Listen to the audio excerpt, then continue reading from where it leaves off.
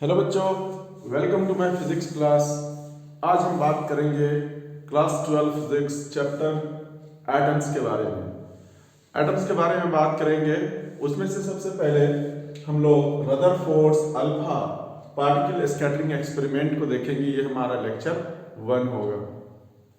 Basically इस experiment में Rutherford ने एटम के इंटरनल स्ट्रक्चर को एक्सप्लेन किया है।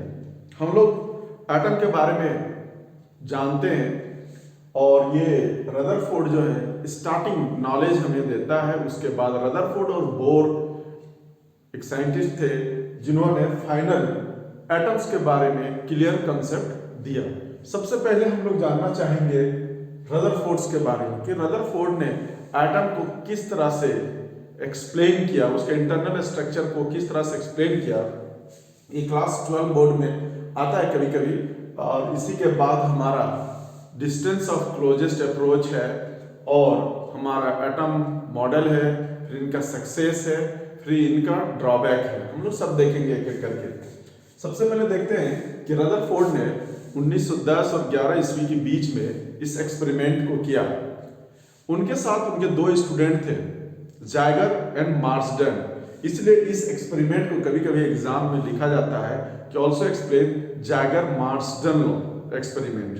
ठीक है, तो उन्होंने क्या किया, एक लीड बॉक्स लिया इस तरह से। लीड बॉक्स के अंदर में देखिए किस तरह से लिया लीड बॉक्स को।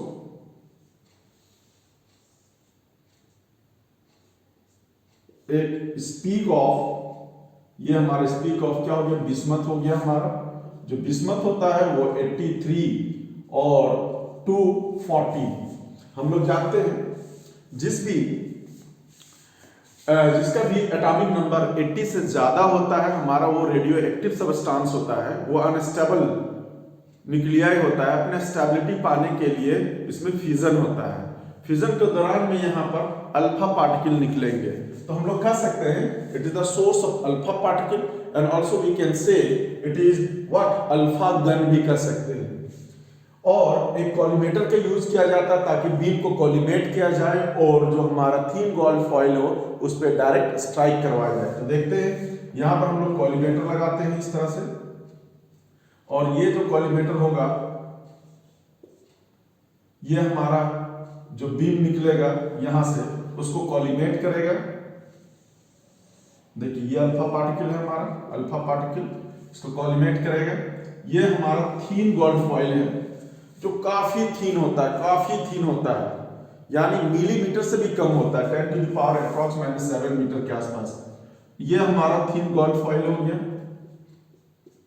है ना, ये कॉलीमेटर हो गया, ये हमारा गोल्ड हो गया, गोल्ड फॉइल। और यहां से बहुत सारे अल्फा पार्टिकल आएंगे, इस पे स्ट्राइक होंगे। स्ट्राइक होने के बाद ये डिफरेंट एंगल में स्कैटर्ड होंगे यानी फैलेंगे। तो डिटेक्ट करने के लिए यहां पर यानी इसी के आसपास ये रोटेट करेंगे, इतना से इतना एंगल के बीच में ये डेविएशन होगा।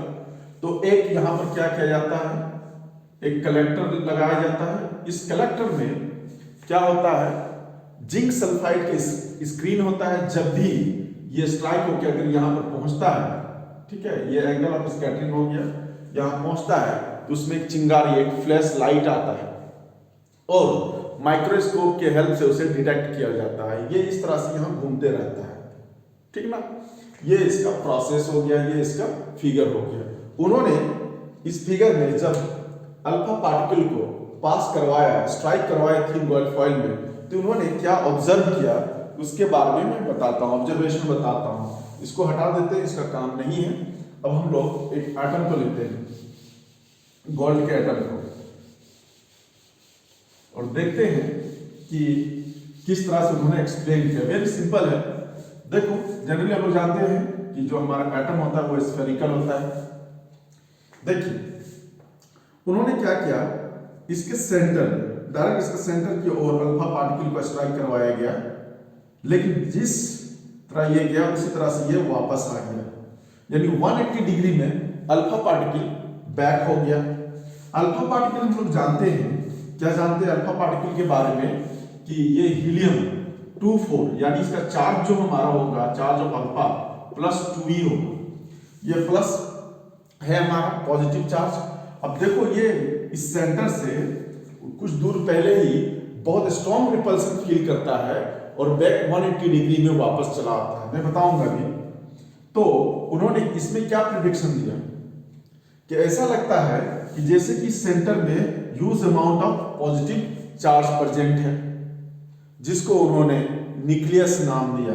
न्यूक्लियस का चार्ज हम जानते हैं Ze होता है, प्लस Ze। फिर उन्होंने क्या किया, एक अल्फा पार्टिकल को और स्ट्राइक करवाया, तो वो लगभग 80 डिग्री के आसपास वो डेविएट कर गया।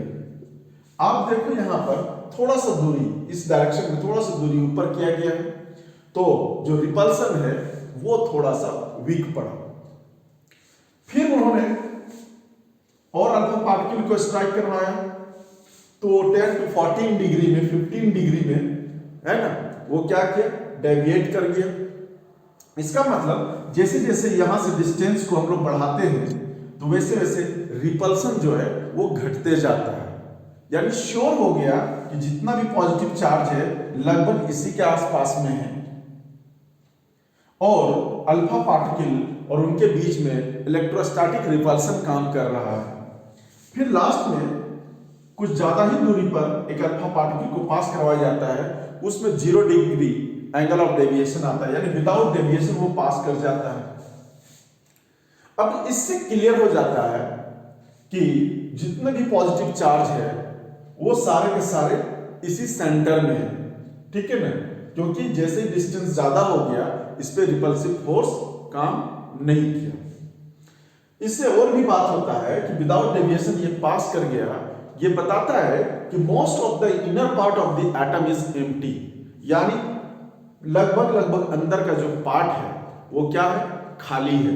यानी बोर यहाँ रदरफोर्ड यहाँ पर सक्सेस हुआ इसका इंटरनल स्ट्रक्चर बताने में।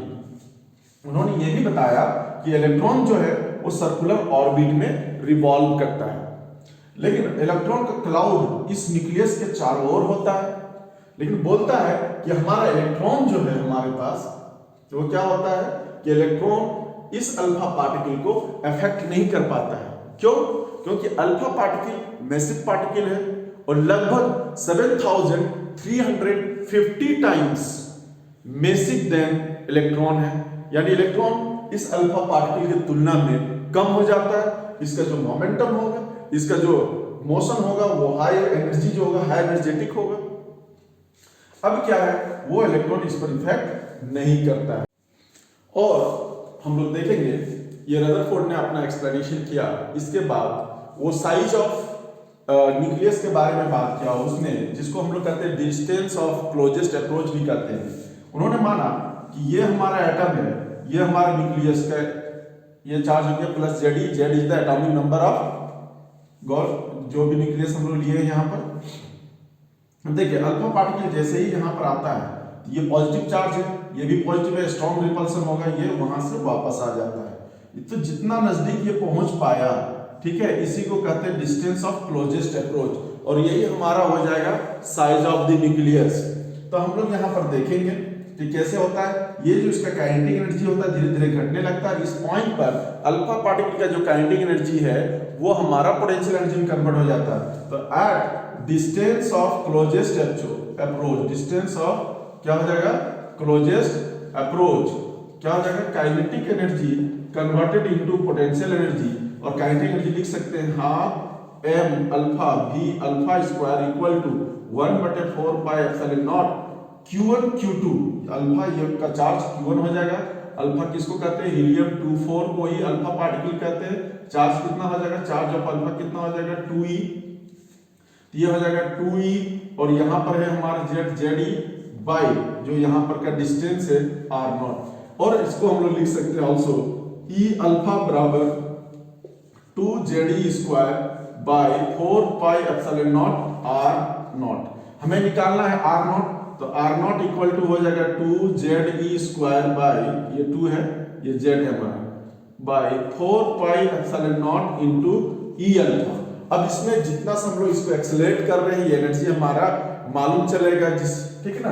और ये एनर्जी हम लोग ले लेते हैं, लेट ये एनर्जी E बराबर E अल्फा बराबर 8.8 into 10 to the power minus 13 joule, और एटॉमिक नंबर ऑफ गोल्ड जानते ही हैं 79, और हम लोग यहाँ पर E का वैल्यू जानते हैं 1.6 into 10 to the power minus 19 coulomb.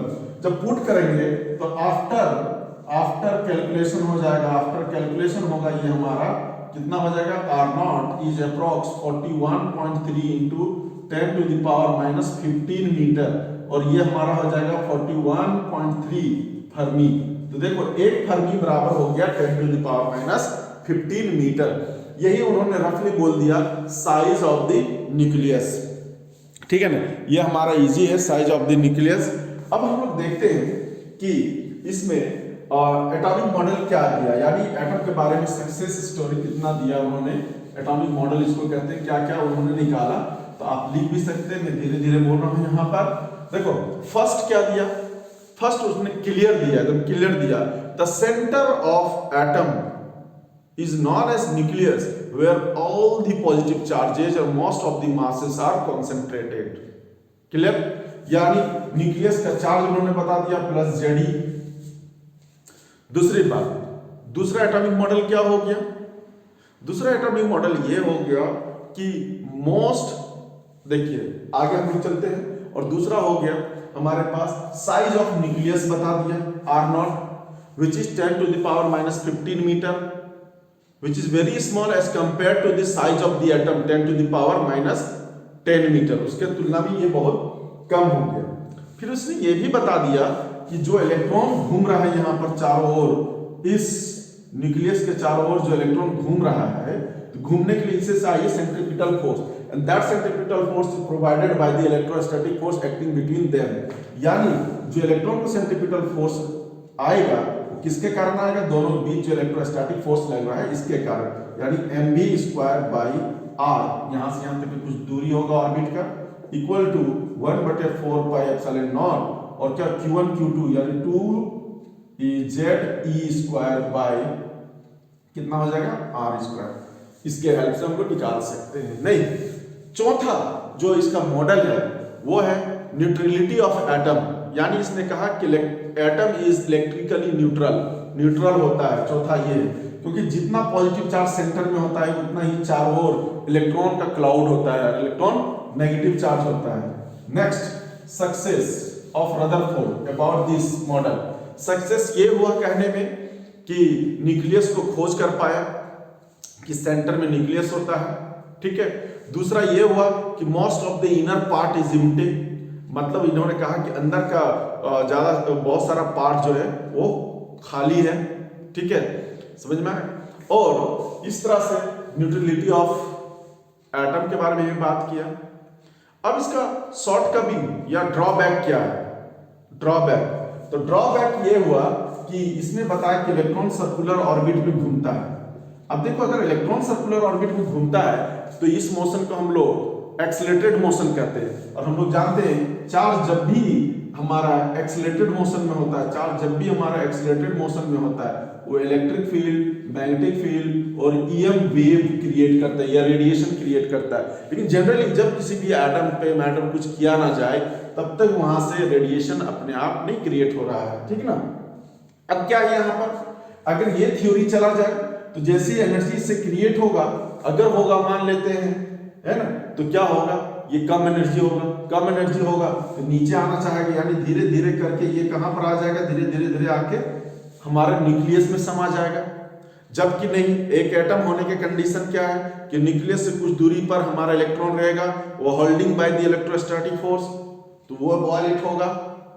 दूसरी बात, अगर ये जाके यहाँ समा गया, एटम का एग्जिस्टेंस खत्म हो जाएगा, एटम का एग्जिस्टेंस, मास खत्म, एनर्जी खत्म, यूनिवर्स खत्म।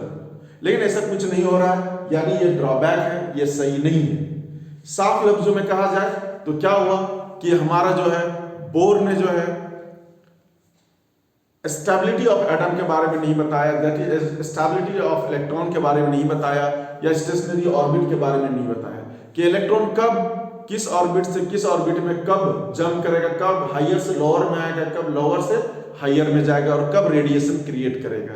ये these are the shortcoming of the Rutherford atomic model. Next video में हम लोग देखेंगे ये जो शॉर्टकमिंग है इसको और वेल तरीके से बोर ने सक्सेसफुली एक्सप्लेन किया और एटम के बारे में कॉन्सेप्ट दिया। ठीक है, तो हम लोग नेक्स्ट लेक्चर 2 में हम लोग देखेंगे इसके बारे में। ये हमारा लेक्चर 1 हुआ इस चैप्टर में। So now thank you for watching and wait for my next lecture।